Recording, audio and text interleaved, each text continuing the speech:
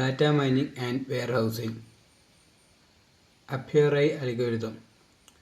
അപ്പിയറൈ അൽഗോരിതത്തിൻ്റെ അകത്തുള്ള രണ്ട് ടേംസാണ് സപ്പോർട്ടും കോൺഫിഡൻസും. നമുക്ക് സപ്പോർട്ട് എന്നാണ് ആദ്യം നോക്കാം.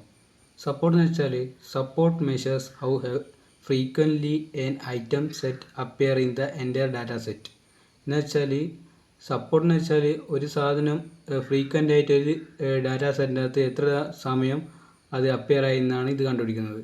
ഇതിൻ്റെ ഇക്വേഷൻ എന്ന് വെച്ചാൽ support of A equal to transaction contain A divide by total transaction. ഇതിന് എക്സാമ്പിൾ നമ്മൾ ചെയ്തിട്ടുണ്ട്. അതാണ് ട്രാൻസാക്ഷൻ ഐ ഡിയും പിന്നെ ഐറ്റത്തിൻ്റെ രണ്ട് കോളങ്ങളാണുള്ളത്.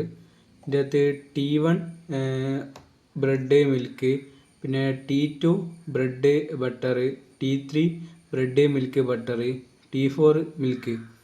ടോട്ടൽ ട്രാൻസാക്ഷൻ എന്ന് വെച്ചാൽ 4 ആണ്. പിന്നെ transaction contain bread and milk 2 ആണ്. എല്ലാം വെച്ചാൽ T1 and T3. Support of bread to milk എന്ന് വെച്ചാൽ 2/4 ആണ്. അതുകൊണ്ട് ബ്രെഡ് മിൽക്ക് നമുക്ക് കിട്ടിയത് 2 ആണ്. അപ്പം ടോട്ടൽ ട്രാൻസാക്ഷൻ ആണ് ഈ 4. അപ്പോൾ 2/4 എന്ന് വെച്ചാൽ 0.5 എന്ന് വെച്ചാൽ 50%. അടുത്ത നമ്മൾ നോക്കാൻ പോകുന്നത് കോൺഫിഡൻസ് ആണ്. Confidence measures how likely A customer who view A also view B. എന്ന് വെച്ചാൽ ബ്രെഡും മിൽക്കും നമുക്ക് കൺസിഡർ ചെയ്യുക.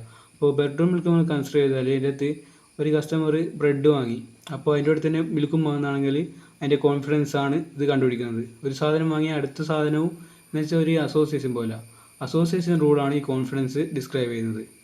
ഇതെങ്ങനെ കണ്ടുപിടിക്കുകയെന്ന് വെച്ചാൽ confidence of A given B എന്ന് വെച്ചാൽ support of A intersection B divide by support of A ആണ് ഇതിൻ്റെ ഇക്വേഷൻ. ഇനി അടുത്ത വീഡിയോയിൽ നമ്മൾ ഇതിൻ്റെ പ്രോബ്ലംസ് ചെയ്യുന്നതായിരിക്കും.